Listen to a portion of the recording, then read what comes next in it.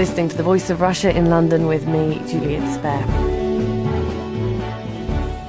Britain's Health Secretary Jeremy Hunt has said that as many as 800,000 people are chronically lonely in the UK. And according to Age UK, 450,000 older people face Christmas alone this year. Has loneliness really become an epidemic here in the UK? To discuss this, I'm joined by Trevor Littleton, chairman and founder of Contact the Elderly, Lucy Biana, a 28-year-old writer who was housebound earlier this year for 4 months with chronic back pain, and Tony Lobel, a Christian Science practitioner and writer on spirituality and health, and an article about the glory of being alone. Dr. Rebecca Harris joins us on the telephone. She's a lecturer in psychology at the University of Bolton and specialises in the mental and physical effects of loneliness. And Mrs. Winifred Green is in Liverpool, who's 88 and has lived alone since her husband died 15 years ago. I think I'll start with you, Trevor Littleton. You say loneliness is a devastating problem in the UK and has a crippling effect on older people who endure it day in and day out. That's right. When we started Contact the Elderly 48 years ago. I was a young bachelor in central London, and I was unaware of the scale of the problem until I went to see the welfare officer in Marylebone, decided to do something about it. And we discovered that there were over 6,000 people on the books who were living alone, and we were really appalled by that. We decided to do something by taking them out on a regular tea party event, one Sunday afternoon a month, and encourage friends to do so. So we get volunteers to come. It makes a huge difference to their lives, as well as the old people who are living within 4 bare walls with one cross on a calendar. And we look for drivers who can do this one Sunday afternoon a month, and hosts who have a warm heart, a large teapot and a downstairs loo to entertain the guests one Sunday a year or perhaps twice a year.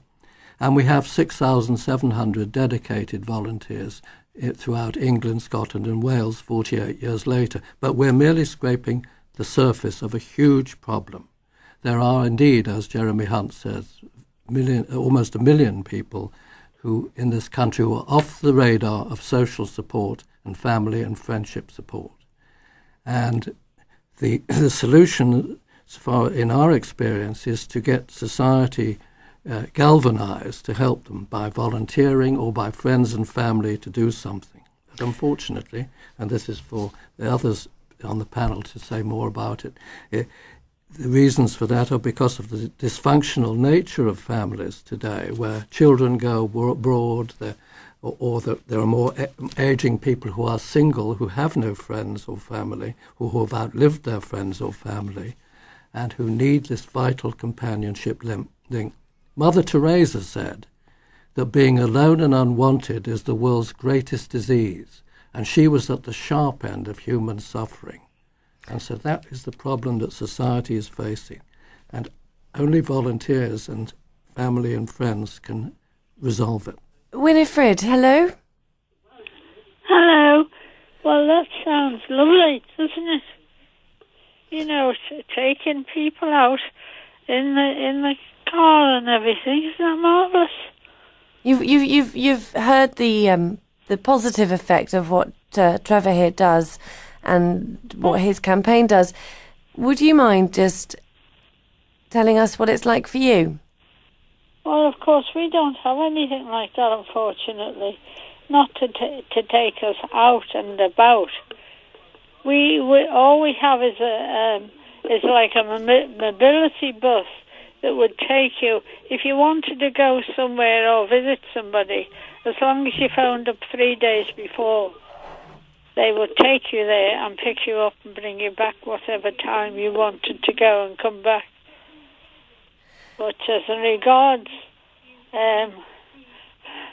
having the teapot and everything, gosh, that sounds marvellous. Well, we'll be very happy to give you the nearest Contact the Elderly link. If you let us have your name, send it in to us. I'll be very happy to put you in touch with them so that you can have the benefit of it. That would be great, yes. Lucy Biana, you've experienced loneliness and coming to terms with admitting the loneliness. It's not just confined to people who are elderly, is it? Tell us a bit about your experience. Yeah, in my experience, loneliness is prevalent, I think, in our society, much wider than just in the elderly community. And it's a really difficult thing that I've only really been able to understand what that feeling I had was in the last sort of month or so. And I've been ill for the best part of a year. And I think that loneliness is an incredibly isolating emotion that affects your whole life, because especially even if loneliness doesn't just mean that you're on your own.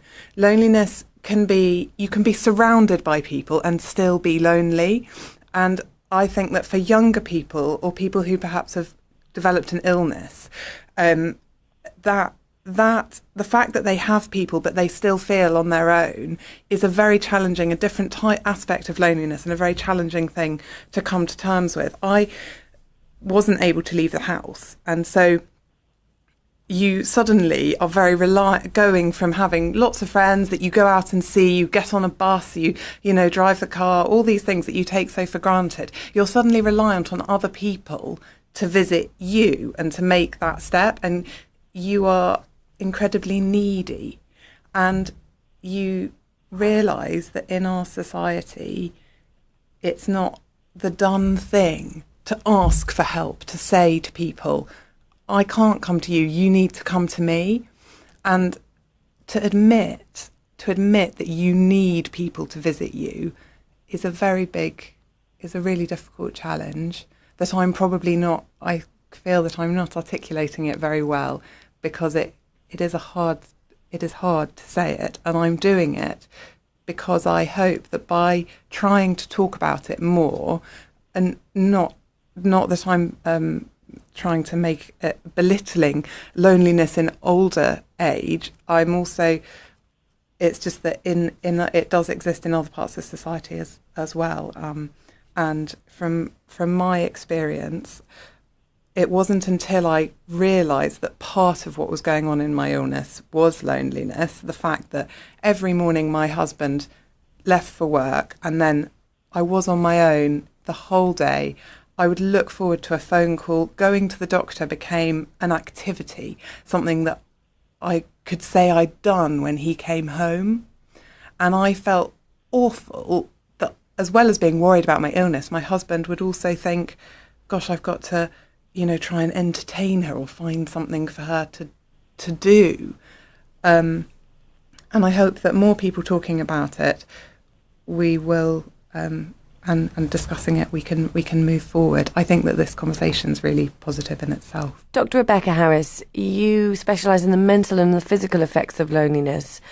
Having heard from Lucy there, this is obviously a very genuine feeling that people aren't talking about. And obviously this is something that you are working with, and especially with the transition of primary school children and the feelings of loneliness in senior school.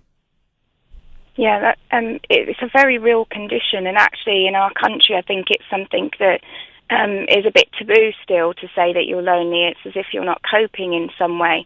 But actually loneliness is a very real phenomenon to people, and it's designed to be a natural circumstance that we find ourselves in.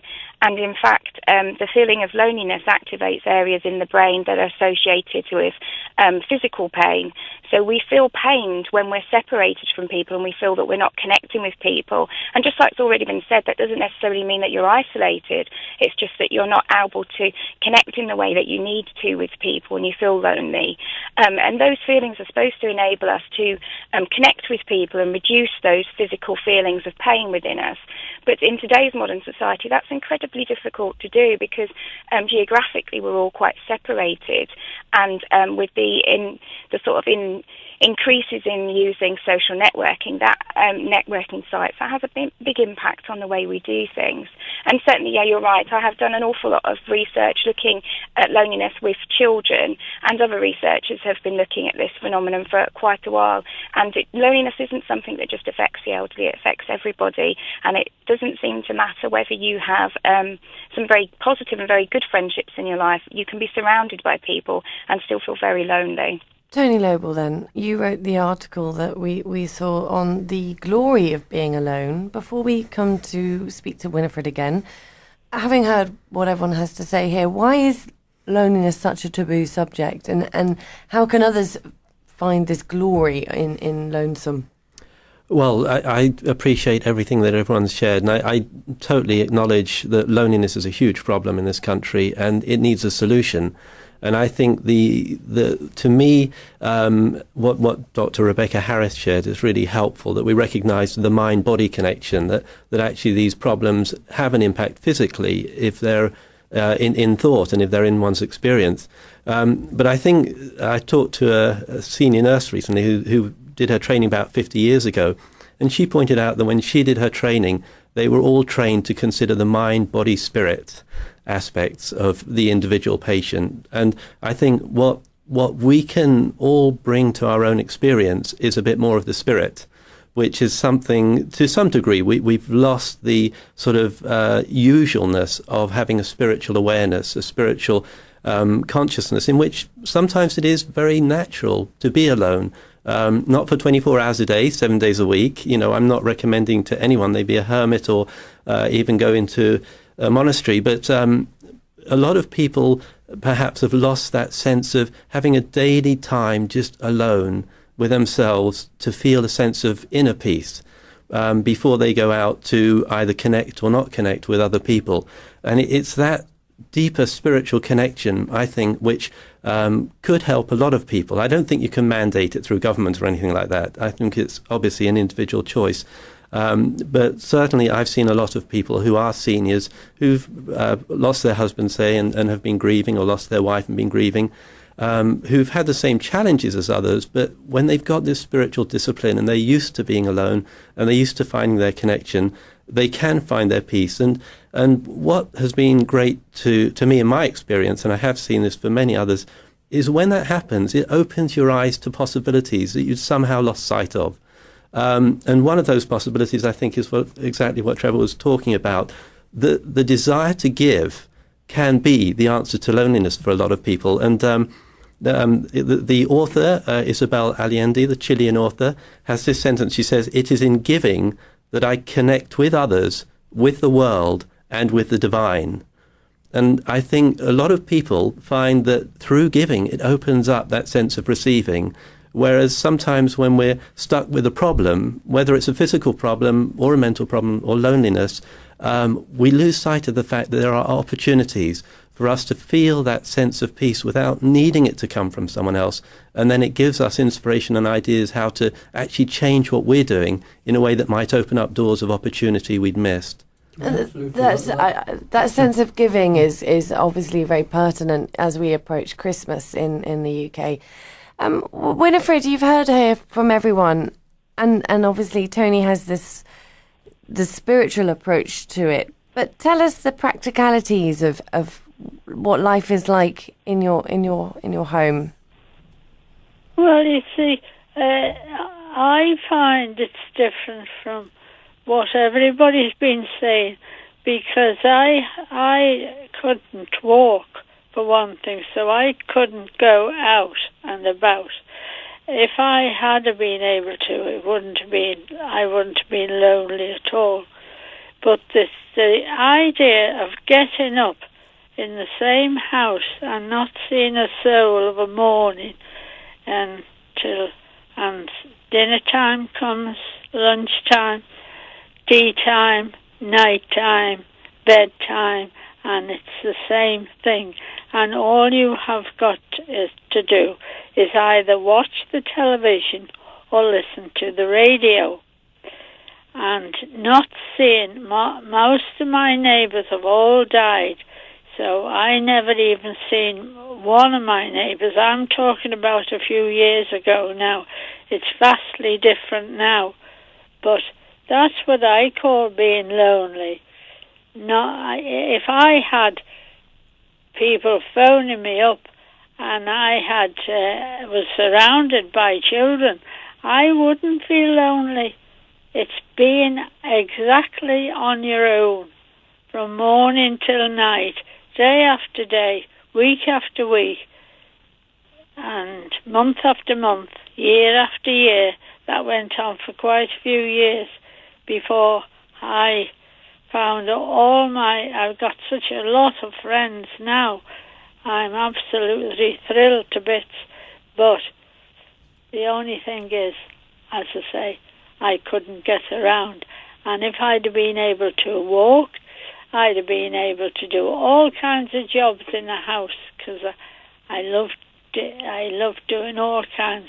And I'd be on the go from morning till night. If I was on my own, it wouldn't have worried me in the least. But when you can't move and you can't go anywhere, then you're stuck. Thank you, Winifred. I think Trevor Littleton, who's the chairman and founder of Contact the Elderly, would like to respond to that. Yes, I would, Winifred. And I think one of the key things, hopefully you will be able to join the Contact the Elderly group and become part of one of our parties and the family atmosphere once a month.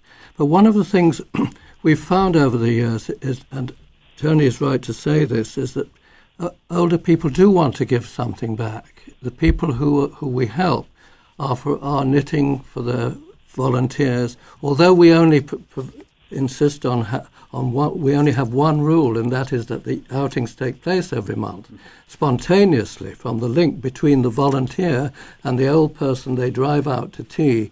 A relationship is born. And at our recent AGM, we had 3,500 years of long service awards. Some of them had been with us 10 years, 20 years, 30 years, yes, and even more than 40 years as volunteers, because we only do a simple thing that continues. When I started it, I was asked whether we would do it. I was told, never let your old people down, must be your rule. The annual Charabang outing, where you take people out and then forget them, is sometimes worse than not doing anything. And an important thing is to continue it. So I thought, well, one Sunday afternoon a month is as much as people, and that's how it has been. But just to give you put some flesh on this question of the impact of providing a personal link. When we first started, we had a lady called Lillian Rossiter, who was an Irish lady whose legs were in irons. She was was a polio victim, and she hadn't been out for 6 months before she came on our first outing. Within another 6 months, she could walk up a flight of stairs, and that was an object lesson to me. At the end of the year, her Roman Catholic priest had persuaded her to go to Lourdes, and when she came back, we said, Lillian, what happened? What was the miracle? She said, the miracle was that I got up the stairs of the plane and I got off the plane.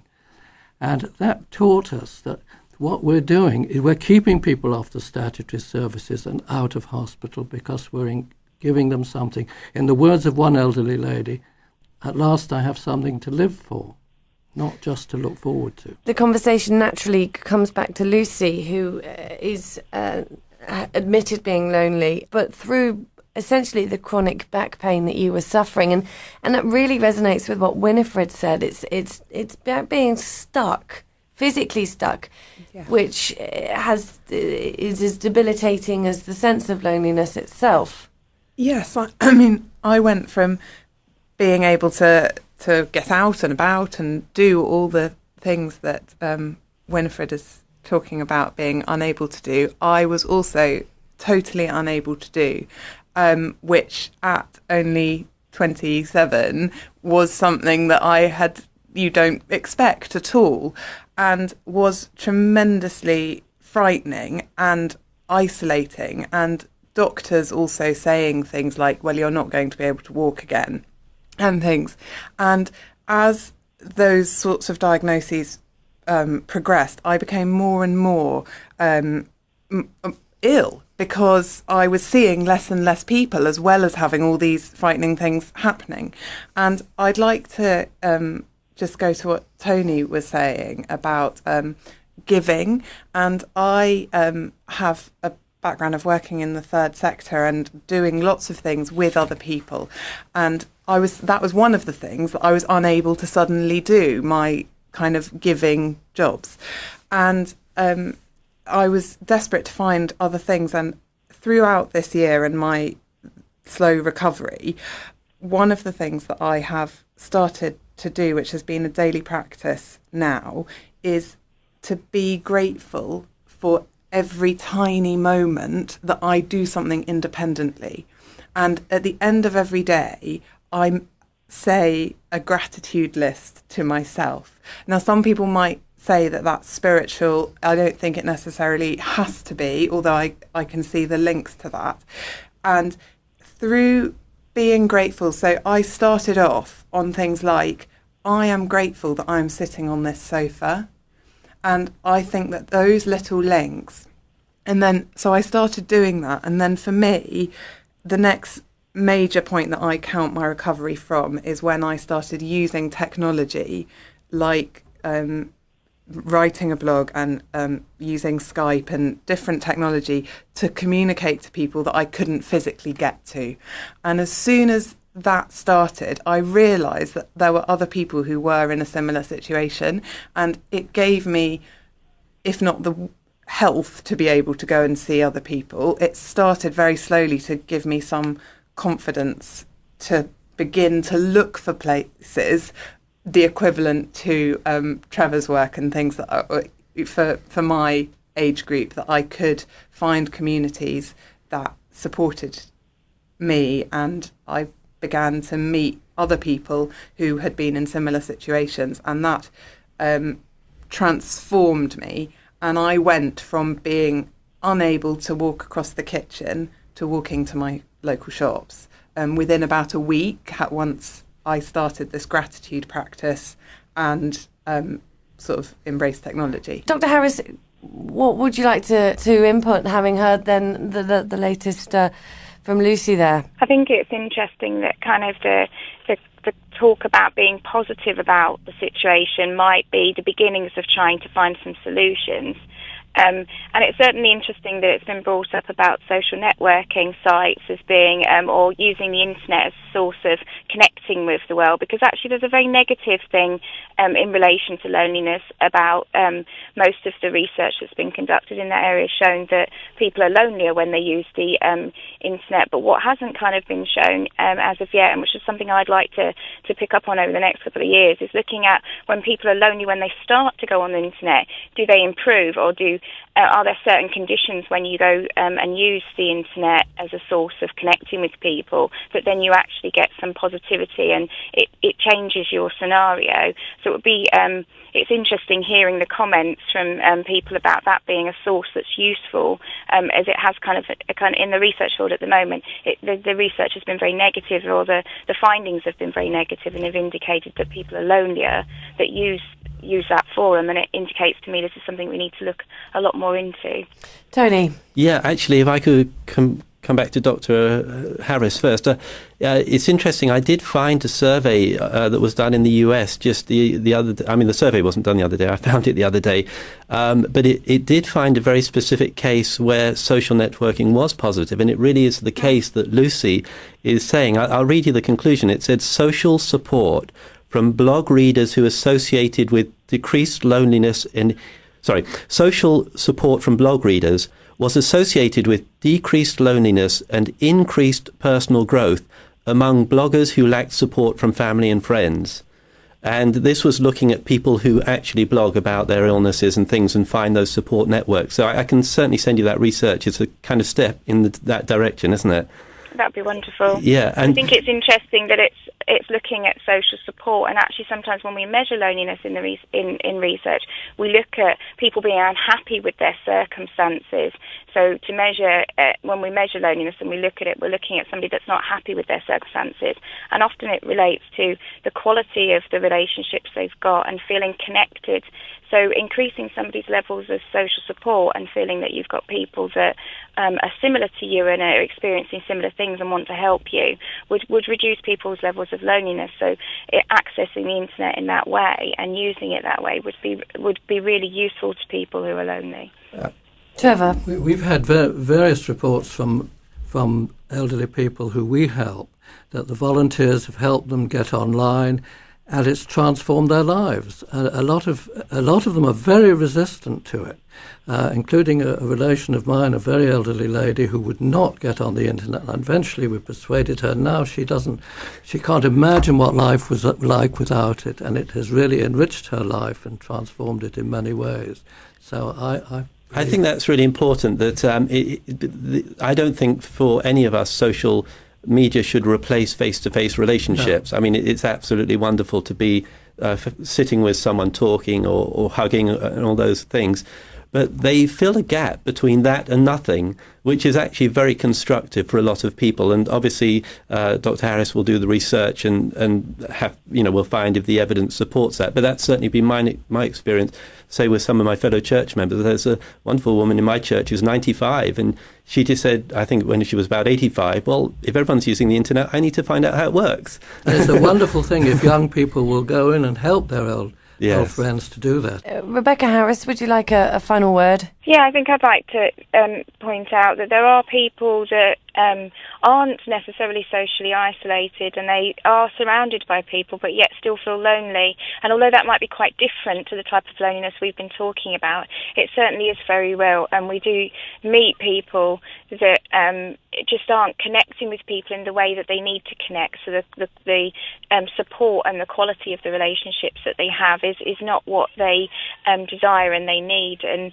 that may be a slightly different type of loneliness, but it certainly seems to be very real and apparent in our country right now. Lucy? I'd just like to say one final thing about social media and loneliness in bridging that gap that Tony talked about, in that I think when your loneliness happens to somebody, one of the things is that you lose a lot of confidence. And so for me, from my experience, that ability to use technology to slowly begin to kind of get back into social life and connecting to people gave me the confidence to reach out and then to help me get better, to be where I am now, like meeting strangers, doing this. And I think if social media and technology hadn't been around, who knows where I would be now. And I really hope that I can get involved with more schemes to help older people to access technology too. I think that sounds like a great plan, Lucy. Final word from you, Tony. Yeah, well, I think that idea that Lucy just shared about needing confidence, I mean, there are different ways to get it. And certainly in my own experience, my sense of confidence has come from a growing sense of the divine in my experience. And it's something I would wish on everyone, because I think it's something everyone has access to. Sadly, we've run out of time, but I'd like to thank all my guests: Trevor Littleton, chairman and founder of Contact the Elderly; Lucy Biana, a writer who was housebound earlier this year; Tony Noble, Christian Science practitioner and writer on spirituality and health; Dr. Rebecca Harris, a lecturer in psychology at the University of Bolton, specialising in mental and the physical effects of loneliness; and Mrs. Winifred Green from Liverpool. Thank you for joining us.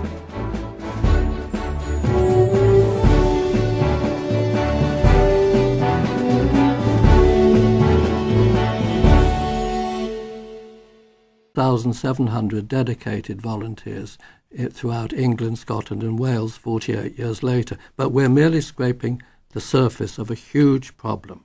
There are indeed, as Jeremy Hunt says, almost a million people who in this country were off the radar of social support and family and friendship support. And the solution, so far in our experience, is to get society galvanized to help them by volunteering or by friends and family to do something. But unfortunately, and this is for the all by that, we decided to do something by taking them out on a regular tea party event one Sunday afternoon a month and encourage friends to do so. So we get volunteers to come. It makes a huge difference to their lives, as well as the old people who are living within four bare walls with one cross on a calendar. And we look for drivers who can do this one Sunday afternoon a month, and hosts who have a warm heart, a large teapot and a downstairs loo to entertain the guests one Sunday a year or perhaps twice a year. And we have 6... Hey, to discuss this, I'm joined by Trevor Littleton, chairman and founder of Contact the Elderly; Lucy Biana, a 28-year-old writer who was housebound earlier this year for 4 months with chronic back pain. And Tony Lobel, a Christian Science practitioner and writer on spirituality and health, and an article about the glory of being alone. Dr. Rebecca Harris joins us on the telephone. She's a lecturer in psychology at the University of Bolton and specialises in the mental and physical effects of loneliness. And Mrs. Winifred Green is in Liverpool, who's 88 and has lived alone since her husband died 15 years ago. I think I'll start with you, Trevor Littleton. You say loneliness is a devastating problem in the UK and has a crippling effect on older people who endure it day in and day out. That's right. When we started I started Contact the Elderly 48 years ago. I was a young bachelor in central London, and I was unaware of the scale of the problem until I went to see the welfare officer in Marylebone, decided to do something about it.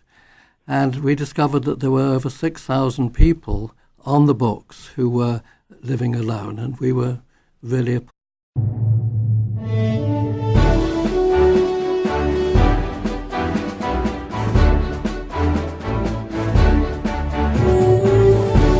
You're listening to The Voice of Russia in London with me, Juliet Spare. Britain's Health Secretary Jeremy Hunt has said that as many as 800,000 people are chronically lonely in the UK. And according to Age UK, 450,000 older people face Christmas alone this year. Has loneliness really become an epidemic here in the UK?